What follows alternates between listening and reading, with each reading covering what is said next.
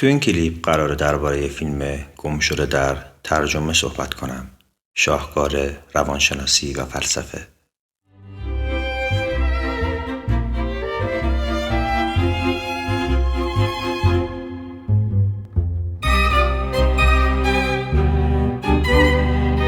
این فیلم ساخته خانم سوفیا کوپولا، دختر کارگردان معروف فرانسیس فورد کوپولا. یکی از فیلم هایی که برای کسایی که انگیزه فلسفی و روانشناسی ندارن میتونه بسیار حوصله سربر باشه، میتونه یک فیلم کم ارزش به حساب بیاد، اما برای کسایی که دغدغه فلسفی، روانشناسی و معنای زندگی رو دارن یک شاهکار محسوب میشه. اگه شما به فلسفه و روانشناسی علاقه دارید، این فیلم دقیقاً برای شماست. و نکته بعدی این که بخش زیادی از داستان فیلم در این کلیپ اسپویل میشه، پس اگر فیلم رو ندیدید توصیه میکنم که اول فیلم رو ببینید. بریم سراغ داستان فیلم.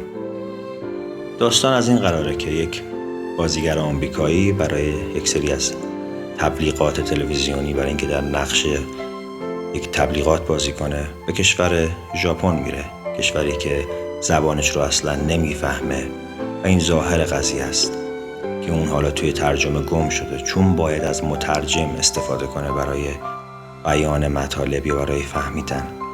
نکته از اونجا شروع میشه که در همون اوایل فیلم کارگردان اون فیلم تبلیغاتی به دستیارش میگه که به اون احمق بگو درست بشینه و مترجم اینطوری ترجمهش میکنه: میشه لطفاً بهتر بشینید.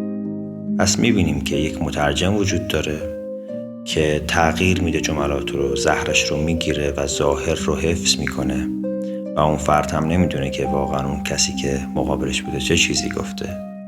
داستان از همینجا جرقه میخوره، اینکه همه ما در ترجمه گم شدیم. اما چه ترجمه ای؟ این فقط مربوط به آدم هایی که به کشورهای دیگه میرن نیست، این مربوط به زندگی هر روزه ماست. تک تک ما در ترجمه گم شدیم. توی این سکانس ما 3 نفر رو داریم: کارگردان، مترجم و بازیگر. حالا بیایم اینها رو تعمیم بدیم به زندگی خودمون، ربطش بدیم به زندگی درونی خودمون.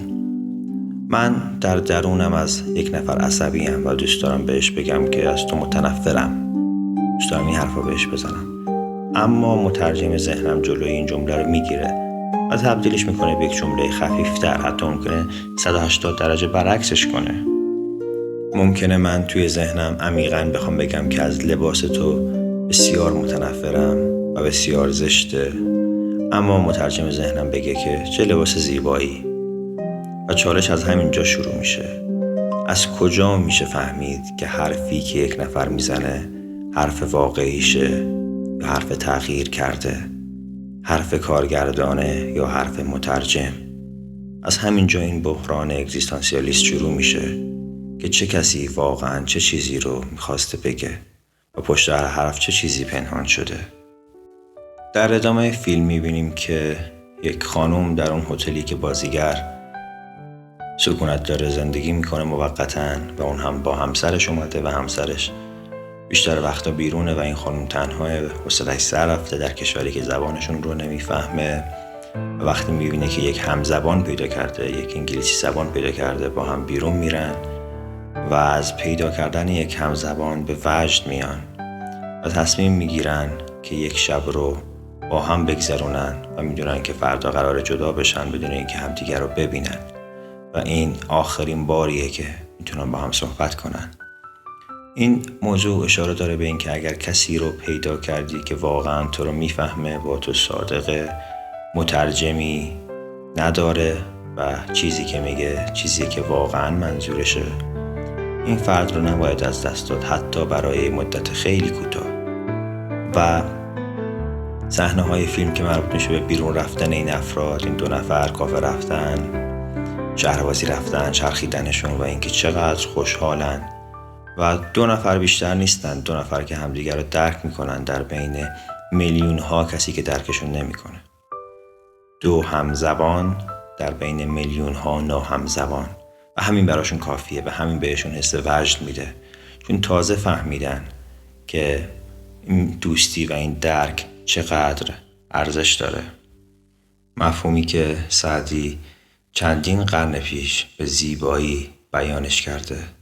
مقدار یارم نفر است چون من ندارد هیچ کس، ماهی که بر خوش گفته قیمت بداند آب را. پس اگر کسی رو در زندگی پیدا کردید که در این شلوغی های زندگی واقعا شما رو درک میکنه و میفهمه، فارغ از جنسیت، فارغ از سن، فارغ از دین، فارغ از هر مسئله دیگه‌ای، این فهم متقابل رو از دست ندید. این چیزی نیست که راحت به دست بیاد و تنها کسی قدر این قضیه رو میدونه که آدم‌های زیادی رو تست کرده باشه، امتحان کرده باشه و گول ظواهر رو نخوره. پس همه ما در ترجمه گم شدیم و باید به دنبال کسی بگردیم که به مترجم نیازی نیست برای صحبت کردن باهاش. امیدوارم محتوا براتون مفید واقع باشه. اگر از محتوا راضی بودید، لایک، کامنت و سابسکرایب شما باعث ارتقای این محتوا میشه. سالم و تندرست باشید.